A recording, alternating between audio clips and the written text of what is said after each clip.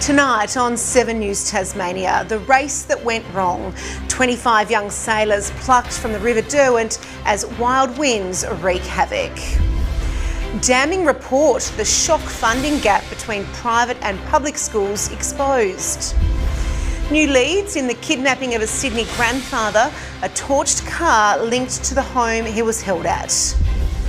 Kate carries on as the Andrew scandal deepens. His bodyguards now in police sights and his daughters in crisis talks with the King. Running out of options, an opposition olive branch for Albanese to stop ISIS brides from returning home. And one-on-one with Charlie Curnow, the new Swans star opens up ahead of facing his old teammates. This is 7 News Tasmania. Good evening everyone, I'm Rachel Williams. 25 young sailors, some as young as 10, have been plucked from the River Derwent after a strong gust of wind caused multiple boats to capsize this afternoon. Emergency crews and bystanders quickly leaping into action, helping rescue those stranded in rough waters. A regatta turned rescue mission. 25 teen sailors, some as young as 10, thrown into the River Derwent at 1:20 this afternoon. A strong gust of wind causing 10 boats to capsize between Sandy Bay and Long Point. One of those sent overboard, Grady Frith. The boat's gone. I can't catch it because in about 20 seconds, boat's gone. I was never catching it. They were on the water for the Shoreline Regatta. 7 News on board when winds reached nearly 50 knots. They cancelled it just before this happened, so they predicted it, but obviously not quick enough. Everyday civilians joining the frantic search as police took to the air and water. Everyone knew who was out there, they knew their names, and we were able to tick them off as they came in and make sure nobody was missed. Police have confirmed everyone has been accounted for and there were no major injuries. But today still serving as a chilling reminder of just how quickly conditions can change on the water. The advice, you can never be too safe. So it's vital to let somebody know where you're going, when you expect to be back, and make sure you have your safety gear. A close call, only narrowly avoided. Billy Gibbons, 7 News. A damning report has revealed a shocking funding gap between Tasmania's private and public schools. The gulf in the infrastructure spend is widening, with students in the state system bearing the brunt of a federal shortfall.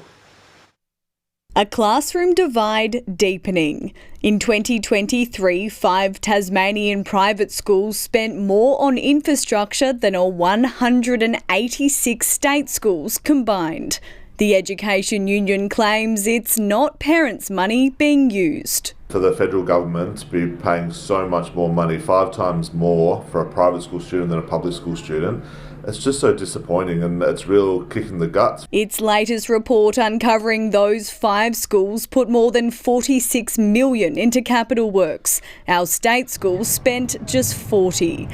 And 27% of public schools don't have adequate classrooms according to educators, while nearly half will run out of space in the next 3 to 5 years. Principals tell us that they need 14,000 classrooms to cater for their students, but those classrooms are not in existence. They claim it's a federal fault, fuelled by a funding gap per student. Tasmania to be the only state where our public schools didn't even get to $1,000 per capita, it really makes the recent announcements that the state government's made seem insignificant. But the state government maintains it's pulling its weight. The AEU did not take into account the $107 million expended on the Brighton and Lagana schools. They should. The federal government maintains it's committed to fixing public school funding and has signed agreements with all states and territories, including Tasmania, in an effort to even the playing field across all schools. But that hasn't convinced all. We don't have the same type of, even close to the type of facilities that some of the private schools have, and all we're asking for is a level playing field. Ruby Cairns, 7 News. We have new details tonight on the bungled kidnapping of a Sydney grandfather. Police have revealed they have crucial new evidence after finding a car used in the abduction. We can also show you inside the house where he was held hostage. Crucial evidence burning on the streets of Westmead. It happened 6 days ago, but police have only just revealed now that this is directly linked to the kidnapping of Chris Bagzarian. Smouldering in the back seat of a car, another breakthrough.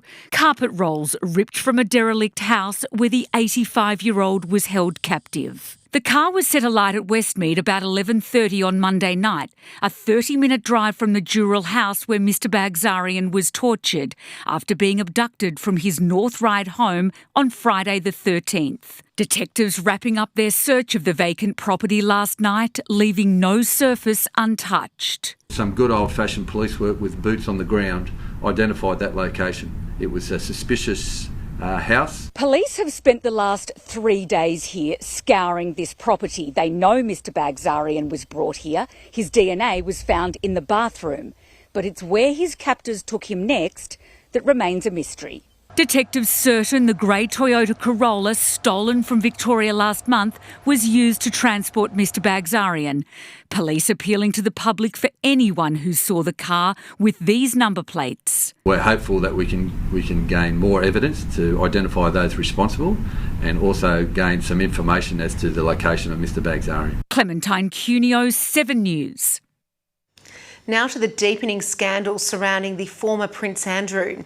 Tonight, there are new claims about his royal bodyguards, while the King has reportedly been in crisis talks with Andrew's daughters as the palace puts on a brave face.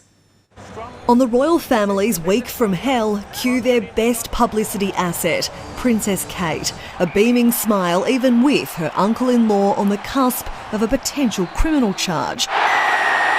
And a bruising loss for England in the rugby. Kate, so far the only royal not heckled with questions about Andrew since his arrest. His daughters, Princesses Beatrice and Eugenie, reportedly now in crisis talks with King Charles about where to go from here. The King, so sources have told us, will be really, really keen to ensure that they are secluded as much as possible from this and they are looked after as well. The scandal surrounding the former prince is only deepening. Fresh emails dropped from the Epstein files suggest his royal protection officers had effectively been bouncers at a celebrity dinner at Jeffrey Epstein's New York apartment, a then convicted paedophile, 2010, the year Andrew claimed he'd severed ties.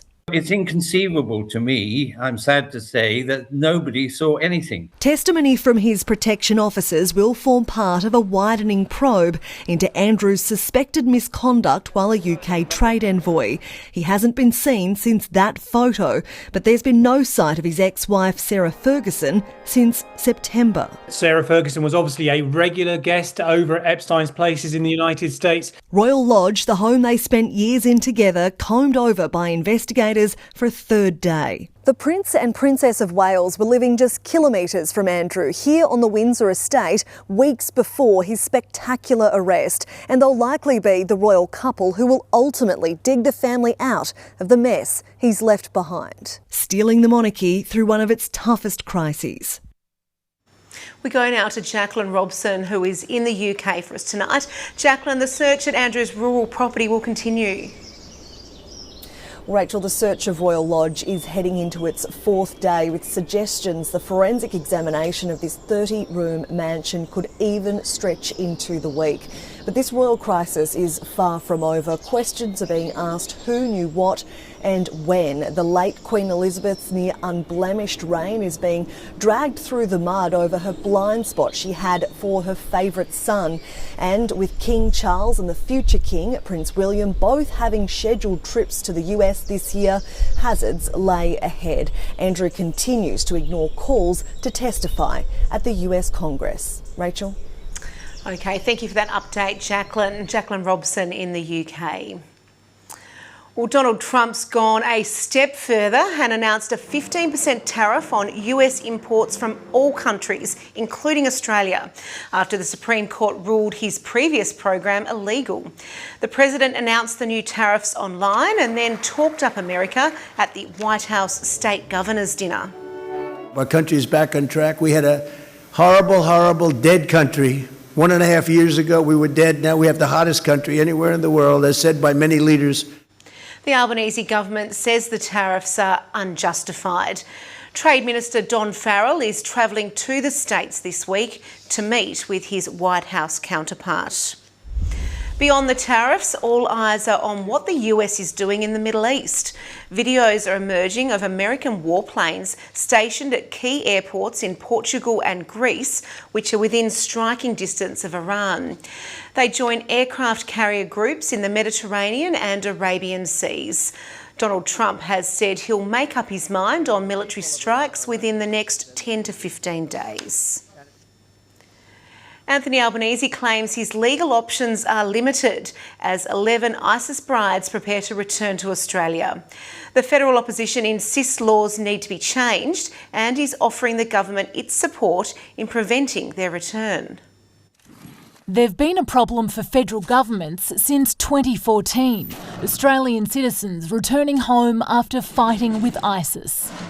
Tony Abbott, Malcolm Turnbull, Scott Morrison and now Anthony Albanese all facing the same challenge. What to do with ISIS fighters and their brides when they get here. I don't think it's true that any fighters returned under the Morrison government. It is true. This man was arrested at Melbourne Airport in 2021 and charged with recruiting fighters after returning from Syria. I think the best outcome here would be for these people not to come back to Australia. The government should be pulling every lever to ensure that we don't import that risk back into our country. But the levers are limited legally. People are saying things that they know is not true and is not possible. Under the Australian Passports Act, travel documents can only be denied if security agencies suspect the person might engage in harmful conduct. There's been no advice from ASIO that the Passports Act provisions have been activated. Other than a temporary exclusion order, there isn't a legislative power to be able to stop an Australian citizen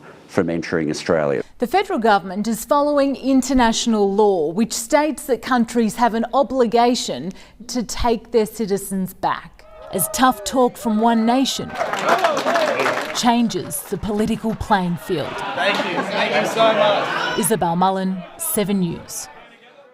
What, if any, approach Tasmania may take when it comes to new gun reforms is still unclear, despite the federal government's March deadline for a commitment to its buyback scheme fast approaching.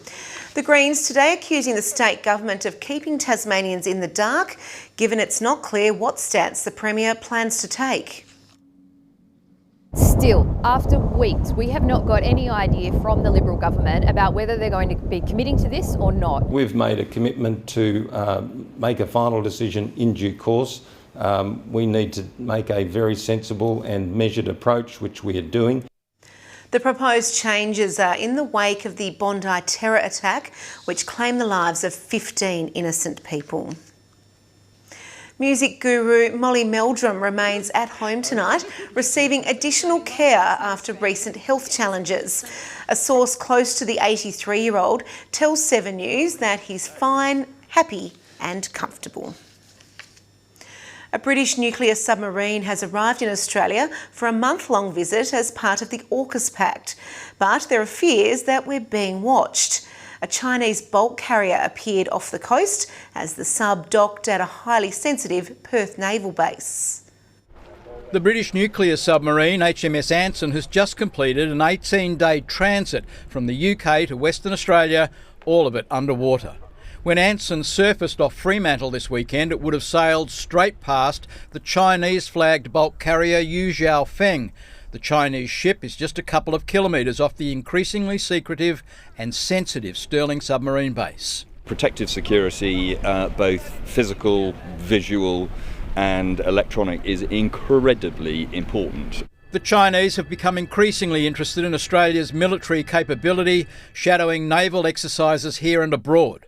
Like the Russians, the Chinese are suspected of equipping civilian vessels for intelligence gathering. You start losing the secrets to the acoustic signature of the boat or the technologies that the boat uses, and that is a very, very significant breach and vulnerability for any nation. AUKUS is the mutual defence pact between Australia, UK and the US.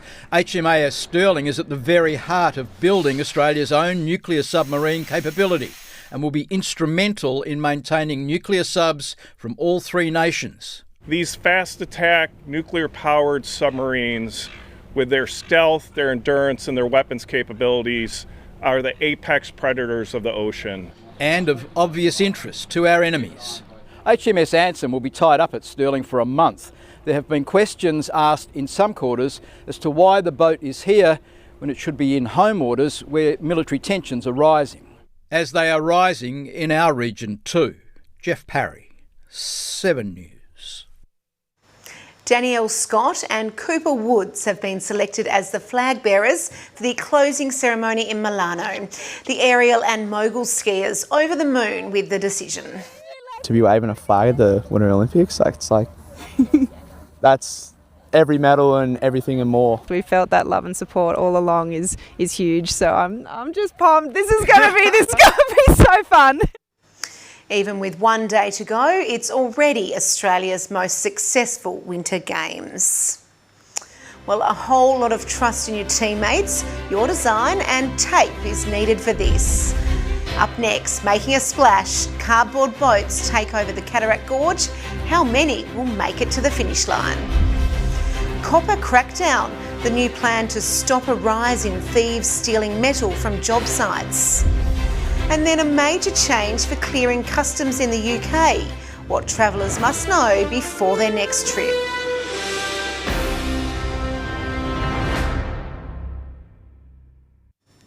Hello again. More Tasmanian businesses are falling victim to copper theft, and the state government is on a mission to curb the rise. It's joining forces with Tasmania's building industry, with new legislation to be developed which could see tougher penalties for thieves stealing metal from job sites. It's an issue which is rife on construction sites at the moment, according to the state's Electrical Association. Thefts costing contractors and their clients millions of dollars in lost revenue and materials. 2 years since cardboard boats were last put to the test at Cataract Gorge, Launceston's Soggy Bottom Regatta has made its grand return. The event seeing more than 100 challengers sign up, with proceeds going towards local youth charities. It's back and it's making a splash. Ready, set. The Soggy Bottom Regatta returning to Cataract Gorge after a lengthy hiatus. Last year's event was rained out twice and ultimately cancelled, but this time things are looking much brighter. I think we've really done fantastically well with the weather, and the support from the crowd is just great. More than 120 entrants across 60 boats testing their shipbuilding skills, some leading the pack, while others just try to keep their heads above water. I do kayaking, so that kind of helped a bit. But the fastest across the line aren't always the driest. As soon as I got in the boat, a little piece at the front just snapped. For those unfortunate enough to spring a leak, there's only one solution. Paddle, and then as soon as it sinks, swim. It's good to see how they react when they actually do sink. Most of them can swim though, so it's really good. While the pool is now buzzing with activity, the extended break and a changeover in leadership meant today's success was no guarantee. 2 weeks ago, just 6 boats were signed up. Committee members feared the event may have lost its appeal, but in typical Tasmanian fashion, registrations came thick and fast in the 11th hour. I was a little bit nervous, but we actually had people registering boats almost at midnight last night. Look how it's turned out, it's been fantastic. Aaron Smith, 7 News. Major changes are nearly here for Australians heading to the UK. From Wednesday, travellers will need authorisation to visit or risk being stopped at the airport. But there are different rules for dual nations, causing confusion and leading to cancelled trips. Lucy Aylwood is counting down to her next holiday. A bit of a Europe trip in June this year, so really excited. Probably will be for about 4 weeks. But before she boards the plane, there's paperwork. I need to renew my British passport. The dual national is preparing for new travel requirements which the UK is introducing, claiming to improve security and speed up immigration checks. At the moment, there's lots of confusion. We've seen a lot of people, unfortunately, have to cancel the trips. From February 25th, Australians will need an ETA before travelling to the UK. It costs about $30, takes 3 days to approve, lasts for 2 years and lets you visit for up to 6 months at a time. And if you don't have one, you won't be allowed to board the plane. Pretty simple. Dual citizens will need a valid British or Irish passport, or you can travel using an Australian passport with a certificate of entitlement. That costs a whopping $1,100. It lasts you for a lifetime, so you only have to do it once. And that might take between 4 and 6 weeks. The changes could catch out some Australians who might not realise they're automatically British. Citizenship can be passed down to children born outside the UK. That means to travel you'll need a certificate of entitlement or UK passport, even if you've never held one. British nationality is actually quite complex. If you think you might be British, go online, gov.uk. To avoid being caught out at check-in. Georgia Holland, 7 News.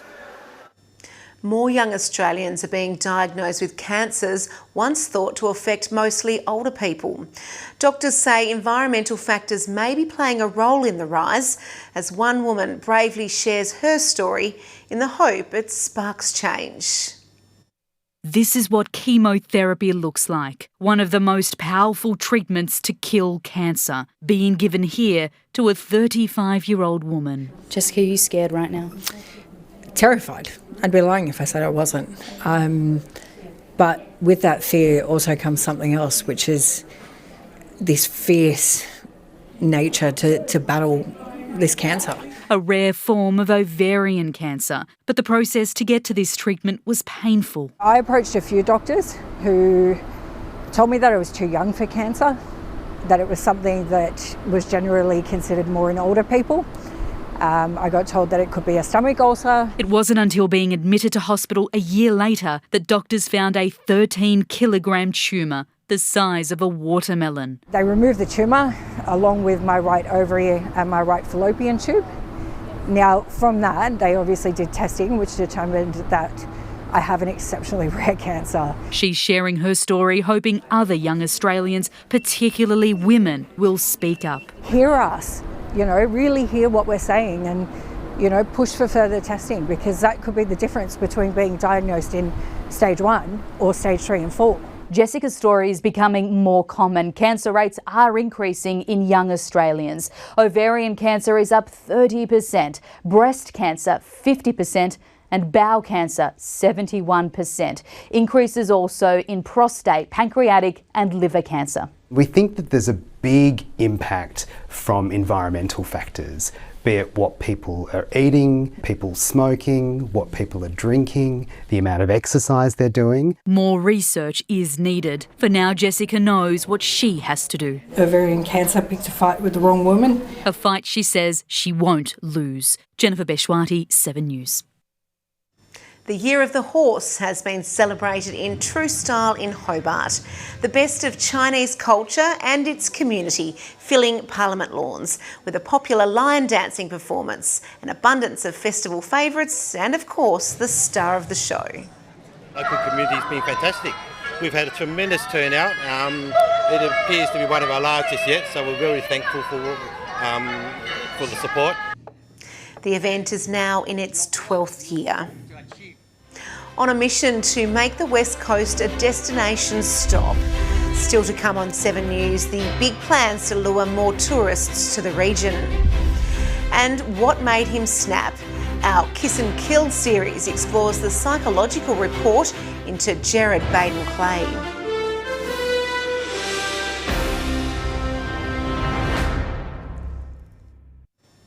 Making headlines on 7 News Tasmania this Sunday night. Dramatic rescue. 25 young sailors plucked from the River Derwent after multiple boats capsized in wild winds. Bad report card. Shock revelations of a growing divide in taxpayer funding for public and private schools. The scandal deepens. Andrew's daughters in crisis talks with the King as the palace puts on a brave face. And the Prime Minister claims his legal options are limited as 11 ISIS brides prepare to return to Australia. As remote as it is wild, Tasmania's west coast is renowned for its rugged landscapes and dense forests. But with 2 new Spirit vessels on the way, local operators are looking to turn the region into a destination for both interstate and local tourists. Jacinta Young has lived in Tasmania for most of her life but had never visited the West Coast. That was until a few years ago. It only took one stay to fall in love. I felt so good about this place. You can walk a 35-kilometre beach and never see a person. And once a chance to claim a slice of the wild region presented itself, the hotel owner wasted no time, snapping up this waterfront property. When I heard that it was for sale, I thought, I want to be its custodian and I want to restore it. Jacinta's joined a growing number of local tourism operators, the West Coast catering to those wanting a break from the city, as well as the adventure seekers. It really speaks to those people that have done a lot of things in their travel life and they want something really different. The Paragon Theatre has been a Queenstown fixture for almost a century.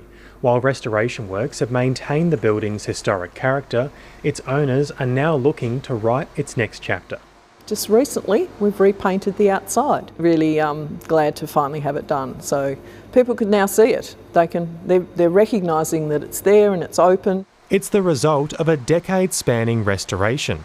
And with more upgrades on the way, it's hoped Queenstown can go from a stopover to a destination in its own right. It would be fantastic if more people actually stopped and had a look at what we've got. It's an amazing town. Aaron Smith, 7 News. Still on the West Coast, and as far as a uniquely Tasmanian challenge goes, it doesn't get much more iconic or tougher than this. A record 200 competitors tackling the Takanya Trail, running through wild rivers in remote rainforests, climbing a total elevation of more than 2.5 kilometres. The dedicated athletes running either 22, 37 or 62 kilometres. Now in its 8th year, the event raises funds for the Bob Brown Foundation. A psychological report into wife killer Gerard Baden-Clay compares him with some of the world's most notorious murderers. The findings are revealed in Seven's new investigative podcast, Kiss and Kill, and outlines how a relationship with a narcissist can turn deadly. He presented as a charming real estate agent, a doting father and husband to Alison. Now we can reveal the psychological report diagnosing wife killer Gerard Baden-Clay with narcissistic personality disorder, or NPD. It examines narcissistic rage and how it escalates to murder. Grandiose narcissists like Baden-Clay become violent when triggered by threats to their self-esteem. The report names Ted Bundy, Anders Breivik and Man Monis as other high-profile murderers with NPD. Seven's new podcast, Kiss and Kill, outlines how Gerard Baden-Clay reported Alison missing on April 20, 2012, saying these were shaving cuts and these were caterpillar bites. 10 days later, the mother of his 3 children was found dumped on the banks of a creek. It is who they are, and they are dangerous and they will remain dangerous. The murder trial heard of Baden-Clay's multiple affairs, his trawling of swingers' sites and mounting debts. Alison had been due to attend the same real estate conference as his mistress. The court was told she had likely confronted him the night she was killed. Psychiatrists later writing, on the night of the murder, Baden-Clay developed a narcissistic rage when his wife finally challenged his fragile sense of self and he was shamed and humiliated. Narcissistic rage is a violent response to shame or exposure, and experts say it can even occur in someone who's never been violent before. In intimate partner killings, the drivers are often jealousy, money, or the desire to replace one partner with another. Baden-Clay is eligible for parole next year. Parole is in some ways the big protection that we've got. To listen, visit 7news.com.au/kiss and kill. Download the Listener app or wherever you get your podcasts. Katrina Blowers, 7 News. A plan to cut red tape for Tasmanian builders and architects is underway as the state government prepares to put a freeze on the National Construction Code. Its Building Amendment Bill 2026 will pause the existing legislation in an effort to make construction of new homes cheaper and faster. We'll keep things as they are, and as we adapt to everything that's going on, it will make life easier for us builders. We have a first-class building and construction sector in Tasmania. We're pleased and proud to work shoulder to shoulder with them. The state government will introduce the bill during Parliament's next sitting week in March. Tasmanians united in their fight against pancreatic cancer. Up next, a sea of purple takes over our streets, raising vital funds and awareness. And then, why age is no barrier. The industry where mature workers are suddenly in high demand. This summer, you're never far away from the news with the 7 News app. Download it now to be notified on the news that matters as it happens. Download the 7 News app now. Hello again. It was a sea of purple in Lindisfarne this morning. 200 Tasmanians up bright and early for the annual Put Your Foot Down walk through Symonds Park, all for an important cause. The $40,000 raised will now be put towards preventing a deadly disease. Pancreatic cancer is one of the toughest, most common cancers, and the survival rates are very low. So we're focused on early detection. The next walk is planned for Perth, with others to follow in Sydney, Brisbane and Melbourne throughout the year. An Australian breakthrough in 3D printing is set to open a new frontier for construction underwater.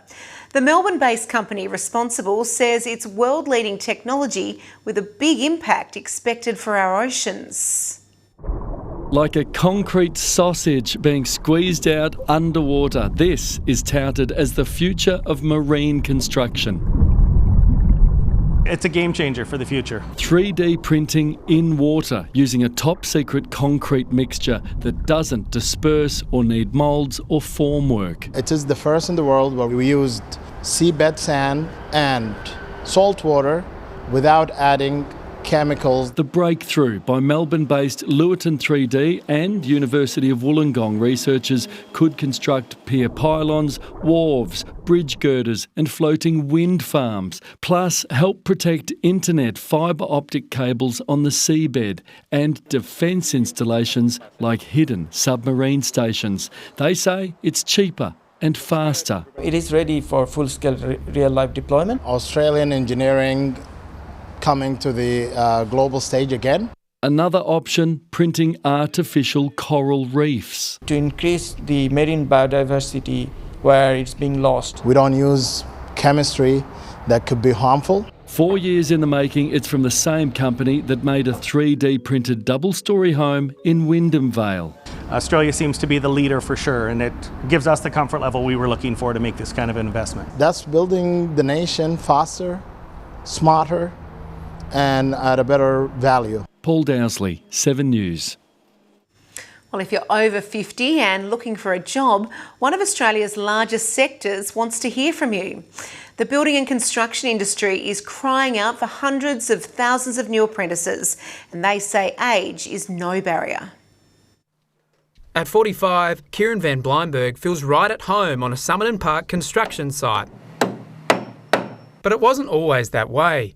A year ago, the former IT specialist was working in an office building, worried his use-by date was fast approaching. I felt like AI was going to be able to do it quicker, simpler, cheaper. It was just that looming threat. But there are no such worries here. There's more work you can poke a stick at. And if we think there's a critical need now, we ain't seen nothing yet. The Master Builders Association warns Australia will soon be 300,000 construction workers short and believes mature age trainees can help fill the gap. If you've got the right attitude and the right skills, you're going to be in very high demand. Plus, there's money to be made. After completing his training, Kieran could start earning almost 6 figures as a qualified carpenter. And the opportunities don't end there, with a raft of apprenticeships available right away. You're never too old to get started. Advocates for older workers hope other industries will follow by example. Currently, 1 in 3 recruiters won't even consider employing someone over 55, forcing many to retire earlier than they intended or can even afford. In fact, the research shows that it's intergenerational workforces that often deliver the best productivity. We've got about 50 mature age apprentices on the books right now. We'd love to have a lot more. And they can stay on the tools for as long as they choose. I don't feel very mature. I still have a good time. Jonathan Edwards, 7 News. We have an update now on the story of a lonely little monkey called Punch, who's captured the world's heart. The baby macaque was abandoned by his mother and bullied by other monkeys at a Japanese zoo, in videos which have since gone global. We're pleased to report Punch has made a friend, and sales of his comfort toy, a plush orangutan from IKEA, have taken off. I'll have Sunday night sport for you next. There'll be some awkward moments early for Charlie Curnow. The star forward lifts the lid on his opening round preparations. Plus, Jack's back. The Saints defender starts his push for an opening round berth after a recent head knock.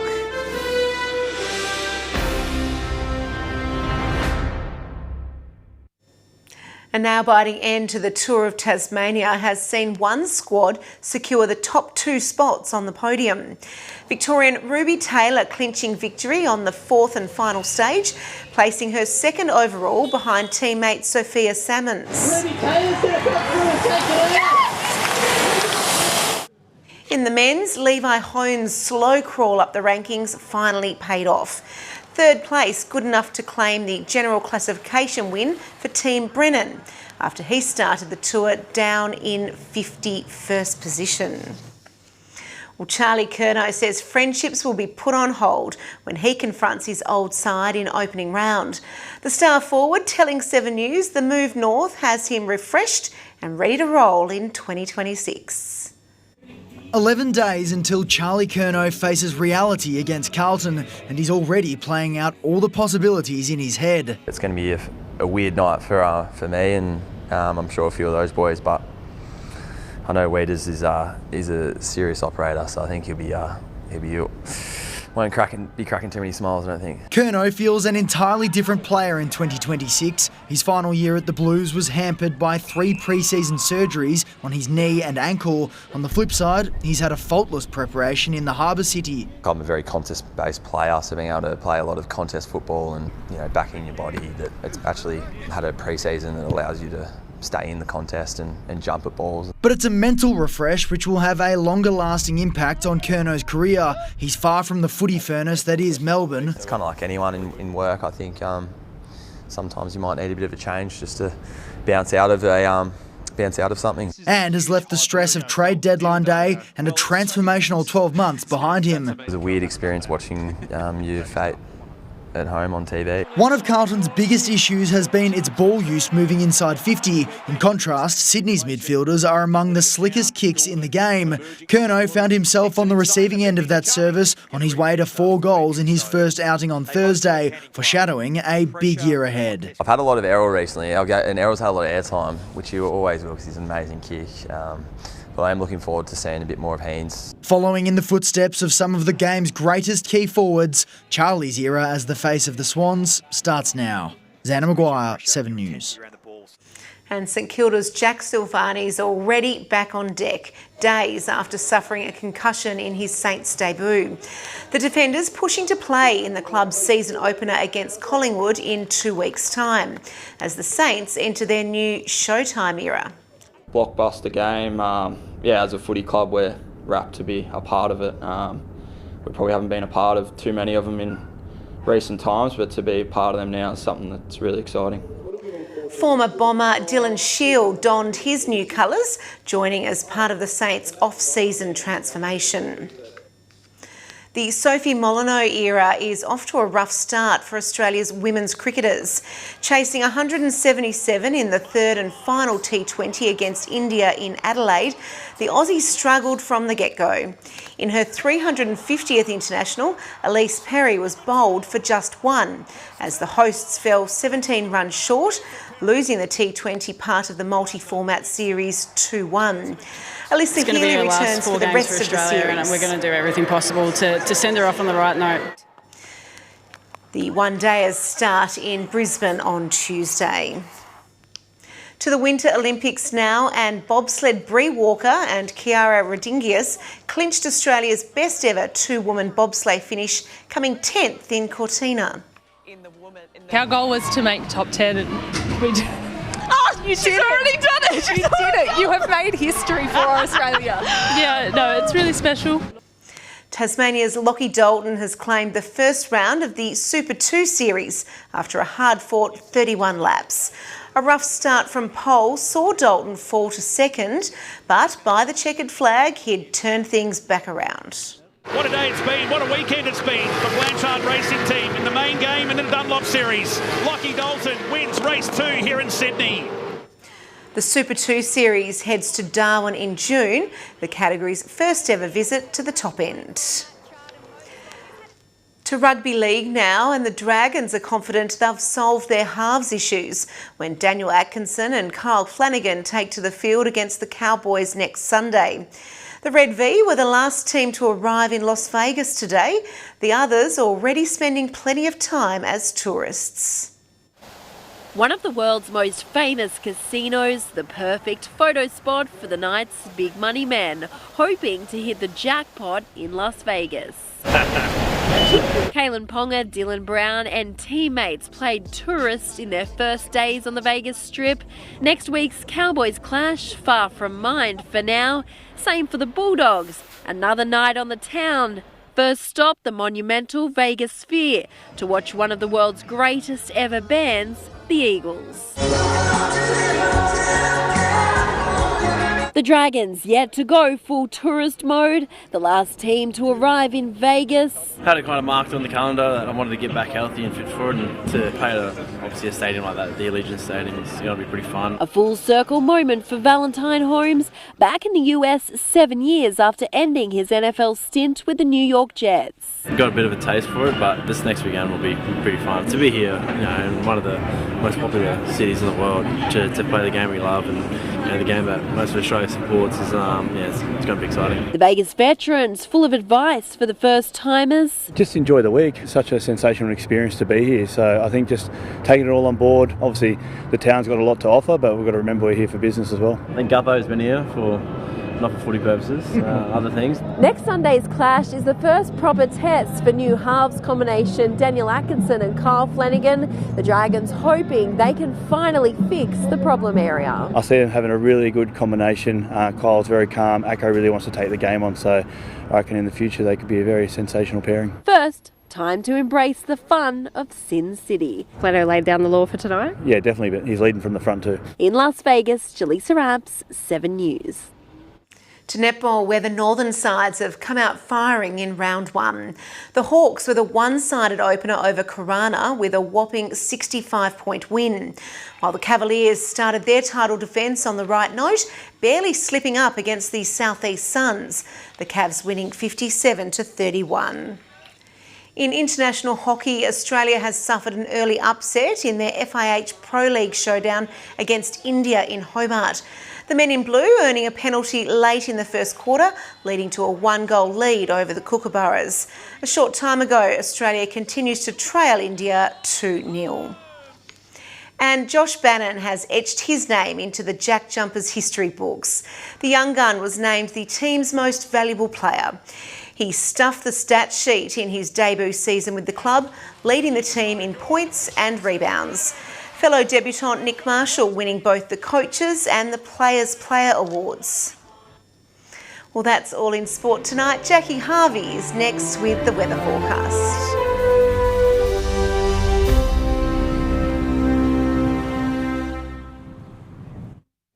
Good evening. Campania was our state's top today, reaching 30 degrees with our low at Ooze reaching 5 degrees. Most areas across the state sticking to the 20s today, 21 across Smithton and Devonport, Hobart 29 and 27 the top in Flinders Island. Although temperatures were warm, it wasn't the best afternoon to hang your washing out as showers developed statewide, continuing into this evening as possible thunderstorms are also expected.